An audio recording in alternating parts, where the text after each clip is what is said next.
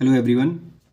सो आप जो 2025 का क्वेश्चंस देखे होंगे बायो के, तो वो थे एनसीईआरटी से ही, लेकिन पूछने का तरीका उनका बहुत अलग था और थोड़ा सा उनको टफ माना जाता है। तो उसी टाइप का क्वेश्चन है। चलिए इसको देखते हैं, इस क्वेश्चन को कैसे सॉल्व करना है। तो क्वेश्चन कह रहा है which of the following is not related with hypertension. तो सबसे पहले हाइपरटेंशन क्या होता है ये हम लोग जान लेते हैं। तो हाइपरटेंशन क्या होता है, जो हमारी बीपी होती है वो बढ़ जाती है, जिससे कि हमारी नॉर्मल बीपी होती है 80/120, 120/80 होती है नॉर्मल। लेकिन जब वो 140/90 हो जाए या उससे ज़्यादा बढ़ जाए तो उसको हाइपरटेंशन बोलते हैं।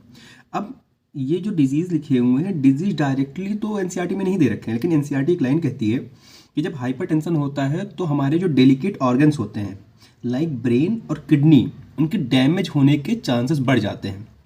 तो अब हम लोग को ये देखना है कि इसमें से कौन से ऐसे डिजीज़ हैं जो कि मतलब कि हमारे ब्रेन और किडनी से जुड़े हुए हैं, क्योंकि वही फिर हाइपरटेंशन से रिलेटेड होंगे और बाकी का जो होगा वो नहीं होगा। तो सबसे पहले देखिए हमारा है सेरिब्रोवैस्कुलर एक्सीडेंट। तो इसका मतलब यही हो गया कि हमारे सेरिब्रल पार्ट में दिक्कत हो रहा है, मतलब ये ब्रेन से है। तो ये तो हाइपरटेंशन का पार्ट हो गया। दूसरा हो गया रीनल फेलियर। तो रीनल हमको पता है कि हमारे किडनीज में होता है, तो ये भी हमारे किडनी का एक पार्ट हो गया, तो ये भी हाइपरटेंशन से जुड़ा हुआ है। चौथा देखिए मायोकार्डियल इन्फेक्शन। ये भी हमको पता है कि जो हार्ट फेलियर, हार्ट अटैक उस कैटेगरी में भी आता है, तो ये भी हार्ट से जुड़ा ही हुआ। तो ये तीनों तो देखिए हाइपरटेंशन की वजह से होने वाली बीमारियां हैं, लेकिन जो ये स्टेनोसिस है ये नहीं है।